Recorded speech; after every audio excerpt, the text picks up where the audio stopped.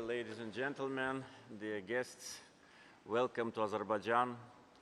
I'm very glad to see you all. I hope you will have pleasant stay in our city. Today, I think, an important event in the history of non-aligned movement. Here in Baku, we create a NAM parliamentary network. I'm very grateful to NAM member states for supporting this initiative of Azerbaijan, which is another step to strengthen our solidarity and mutual support. As a former member of parliament of Azerbaijan for 8 years, as a former colleague of yours, I know very well how important is parliamentary diplomacy and interparliamentary relations. And I'm sure that our parliamentary network not only will contribute to solidarity between our countries, but also will establish close working relations with different parliamentary organizations of the world. Non-aligned movement is the second after United Nations biggest international institution.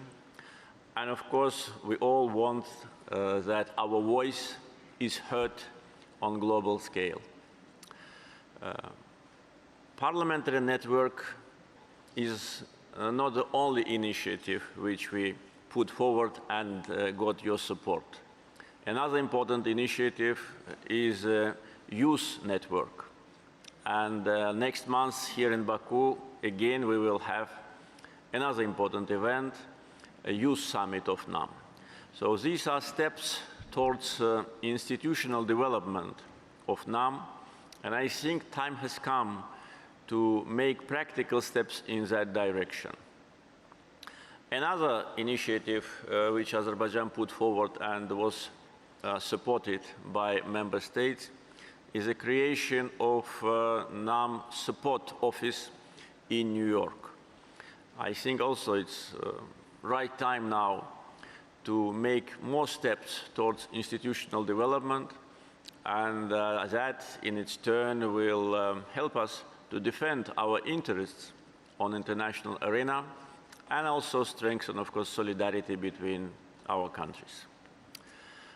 Azerbaijan is a relatively new member of NAM. We joined NAM family in 2011, and from the very first days of our activity, we tried to contribute to solidarity, mutual support, and promotion of Bandung principles. We fully share Bandung principles, and we consider these principles as the only basis for cooperation and interaction between countries.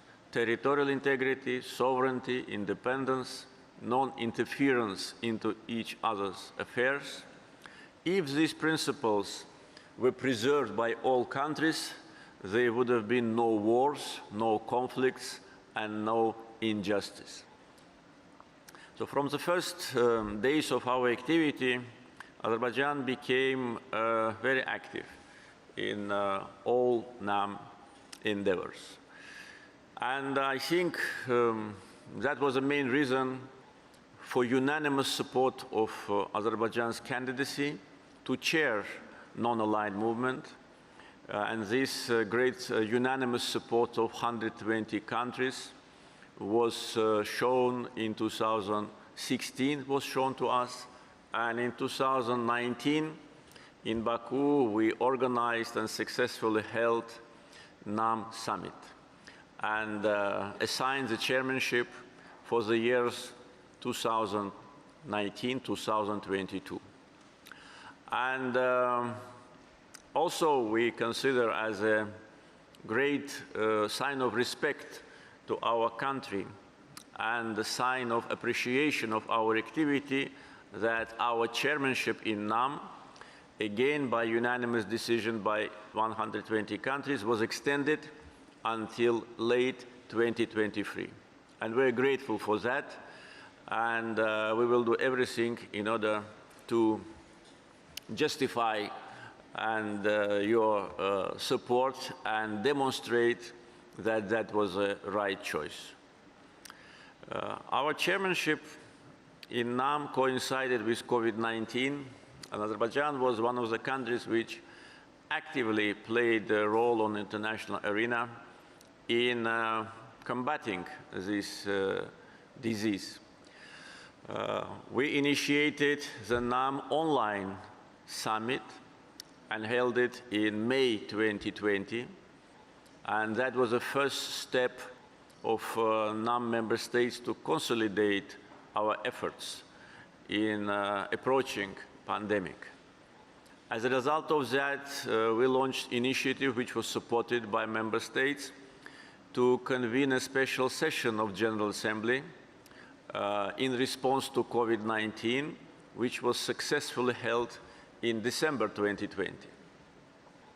And our efforts also were aimed not only to strengthen solidarity and provide support, but also were very helpful to World Health Organization, which started to use our database with respect to support to countries and with respect to humanitarian and medical assistance.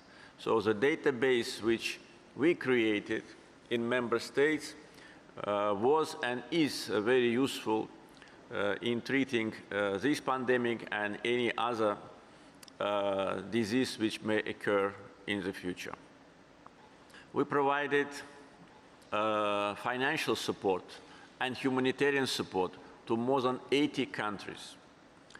Also, we made a donation of $10 million to World Health Organization, and half of that money was assigned directly to NAM member states.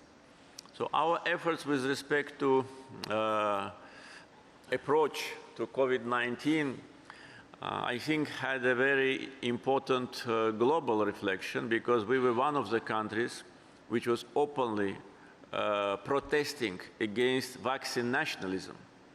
We all remember in the early days and months of pandemic, some countries, wealthy countries, were stockpiling vaccines maybe 3-4 times more than they needed, and thus not allowing other countries to get access to vaccines. We all witnessed that wealthy countries were using absolute majority of the vaccines, while other countries were helpless. And therefore, our struggle against vaccine nationalism was also supported by United Nations. And I think that also had a very important impact on fair distribution of vaccines. So in other words, Azerbaijan always was demonstrating its position on regional issues, on global issues, and of course, as a chair of NAM, we will continue to fight against injustice, against violation of international law, against selective approach to different conflicts, and against discrimination. We also witnessed the great support of NAM member states. As I said, unanimous decision to assign chairmanship of NAM and then to extend it was a clear demonstration of attitude of countries towards Azerbaijan.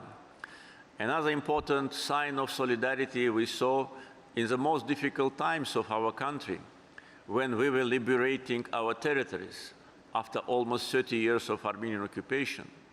And we were fighting on our own land.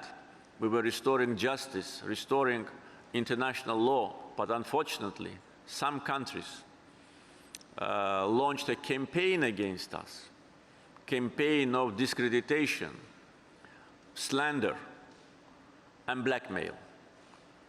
And unfortunately, this was not only a verbal campaign or public accusations. Some countries tried to bring this issue, our due cause, to United Nations, to Security Council. But our friends, members of NAM at that time, members of UN Security Council, blocked anti-Azerbaijani statement and blocked the attempt of accusation against Azerbaijan, and thus did not allow pro-Armenian global forces to attack Azerbaijan. We are very grateful for that, for your solidarity. And once again, I'd like to say that we were restoring justice. Azerbaijan, a country which faced one of the biggest injustices in the world, occupation by Armenia of almost 20% of our territories, which resulted in ethnic cleansing. 1 million of Azerbaijanis became refugees and internally displaced persons. Our historical and religious heritage was erased by Armenian occupants. And now visitors of liberated territories can see it with their own eyes. This barbarism, vandalism, and desecration of our mosques, and destruction of our religious and cultural monuments. These are all facts. No one can ignore it, no matter how pro-Armenian forces and their supporters want to neglect. They are not able to neglect these facts, because already thousands, maybe tens of thousands of people visited liberated territories, including foreign visitors, of course, politicians, members of parliament, chairmen of parliaments, and journalists and experts and ordinary people, visitors. We put an end to that. We restored justice and international law. And when in 2019 in Baku I was speaking at the NAM summit, I was saying that we will defend justice and international law. We know what it means when you cannot restore it yourself, when you depend on others. But we were waiting for many years, for almost 30 years. We were waiting for international community to help to resolve this injustice and put an end to occupation. For that purpose, OSCE created Minsk Group in 1992, which was supposed to find a solution to this conflict. In other words, to put an end to occupation.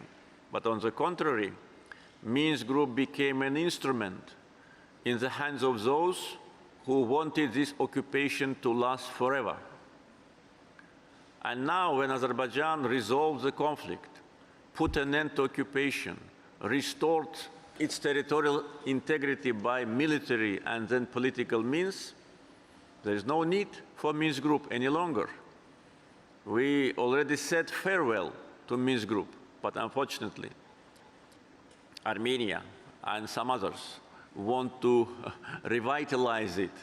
It is not possible. It is already dead. And we, as a country who suffered from occupation, we say that openly. And I think that any further speculation about OSCE Minsk Group is not only counterproductive, but also destructive for possible peace in our region.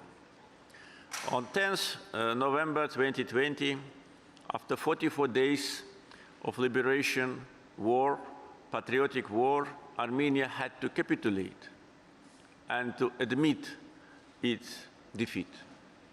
And then was forced to liberate the remaining territories which were not liberated on the battlefield. And it took only 44 days for us, but we waited for almost 30 years. And during the years of occupation, on many occasions, speaking on different international events, I was calling for sanctions to be imposed on Armenia and saying that the only way how to resolve this problem peacefully is to impose sanctions on Armenia. The sanctions which will be efficient and which will be damaging to the economy. But unfortunately, no sanctions was imposed. On the contrary, Armenia was getting much more support from some pro-Armenian politicians than Azerbaijan. And as we saw, the only purpose of Minsk Group activity was to freeze the conflict and to keep our lands under occupation forever. So we put an end to that policy and liberated our lands by force and by our political wisdom.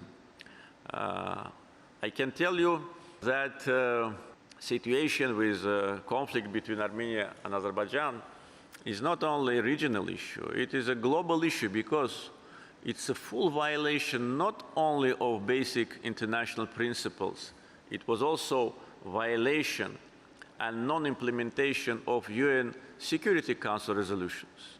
In 1993, United Nations Security Council adopted 4 resolutions demanding immediate, full and unconditional withdrawal of Armenian troops from our territory.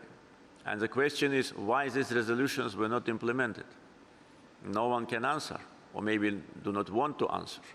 Another question is why in some cases resolutions of Security Council are implemented within days, and in our case they were on paper for 28 years and would have remained on paper for another 28 years if not brave Azerbaijani military servicemen who liberated our lands.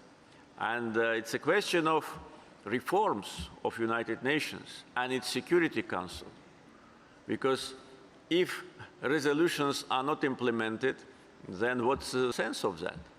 We speak for reforms, and I think that this should be also discussed on the level of heads of state and government of NAM, and to put an end to selective implementation of United Nations Security Council based on political preferences.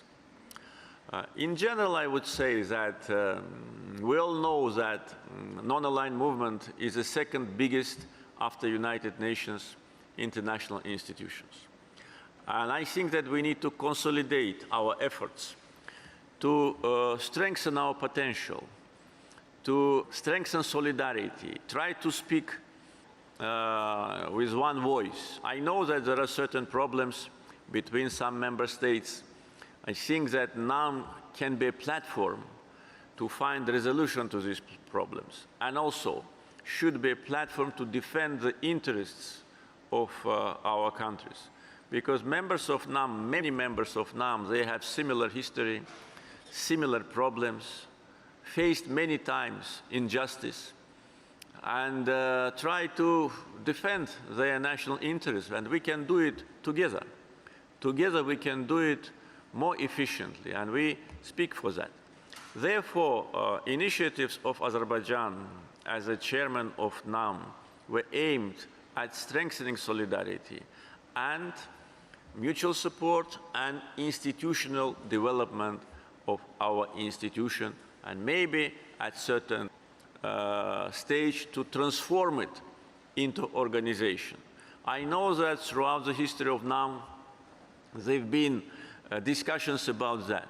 So I suggest maybe to restart these discussions. It's high time, because today when we see global polarization in the world, we see wars, conflicts, unpredictable situation, food crisis, energy crisis, humanitarian crisis. I think NAM can be a platform of countries which can not only defend their interests, support each other, but also play more active role on international arena. We in Azerbaijan would like to see it, and I hope that our distinguished guests, representatives of parliaments of NAM member states, will contribute to that. And of course, I will continue my consultations with heads of states and governments of NAM. Once again, dear friends, I'd like to thank you for being with us. We will try to do everything to show traditional Azerbaijani hospitality to you. I hope that the conference will be not only very productive, but also be a good chance for interaction, to establishing closer contacts. And as a result, we will see the progress in solidarity, in mutual support, and in strengthening of our institutions. Thank you very much.